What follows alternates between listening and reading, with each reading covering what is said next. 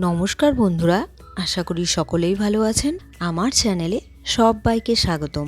পটল দিয়ে একটু অন্যরকম জমিয়ে খাওয়ার মতো কোনো রেসিপি খুঁজে থাকেন, তাহলে আজকের রেসিপি আপনার জন্য। সুস্বাদু পুর দিয়ে পটল ভরে সুন্দর স্বাদে তৈরি হবে অসাধারণ পুর ভরা পটল। চলুন শুরু করা যাক আজকের রেসিপি।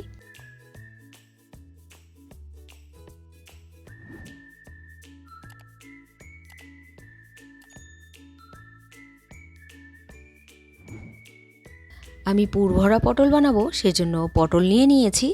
আর পুরটা যেহেতু আমি মাছ দিয়ে বানাবো, সেই কারণে দুটো মাছের পিস আমি সেদ্ধ করতে বসিয়ে দেবো। কড়াই বসিয়ে দিয়েছি, কড়াইতে দিয়ে দিয়েছি জল, নুন আর হলুদ গুঁড়ো। এবার জলটা গরম হয়ে গিয়েছে, দুটো কাতল মাছের পিস আমি সেদ্ধ করতে বসিয়ে দিলাম।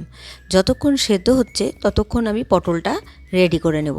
পটলটা আমি দুপাশটা কেটে নিয়েছি, আর খোসা কিন্তু ছাড়াইনি, একটু চেঁচে নিয়েছি। এবার পটলের ভেতরের অংশ আমি বের করে নিয়েছি, একটা রেখে দিয়েছি আপনাদেরকে দেখাবো বলে, কিভাবে আমি বের করেছি। দেখুন, একটা পটল বাকি রেখে দিয়েছি, সেটা আমি চামচের পেছনের অংশটা দিয়ে আমি বের করে নিচ্ছি। খুব সাবধানে বের করতে হবে, না হলে কিন্তু পটলটা ফেটে যেতে পারে। স্মুথলি ভাবে আমি পটলের ভেতরের অংশ বের করে নিয়েছি। আর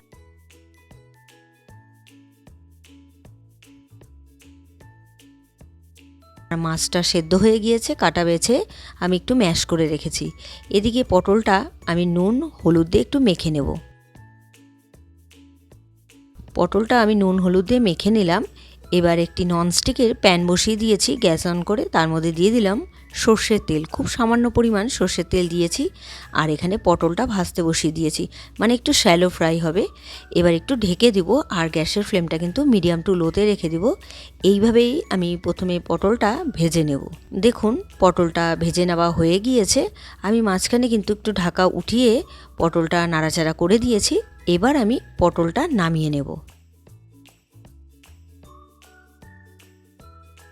আমি 50% মতো পটলটা ভেজে নিয়েছি, সেদ্ধ হয়ে গিয়েছে।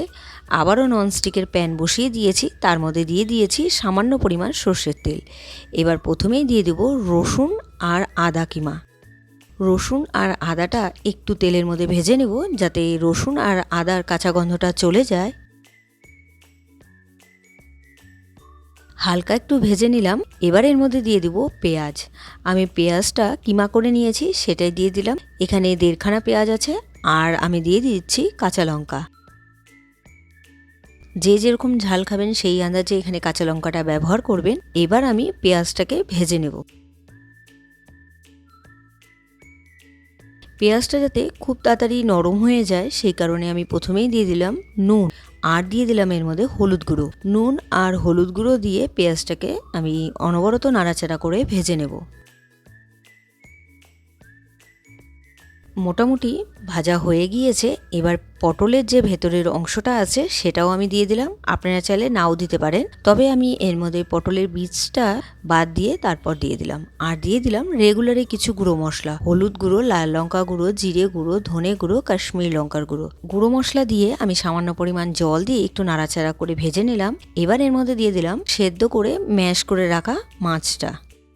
আর দেখুন, মাছটা দিয়ে অনবরত নাড়াচাড়া করে একটু ভেজে নিলাম। এবার নামানোর আগে আমি এর মধ্যে ধনেপাতা কুচি দিয়ে দিলাম।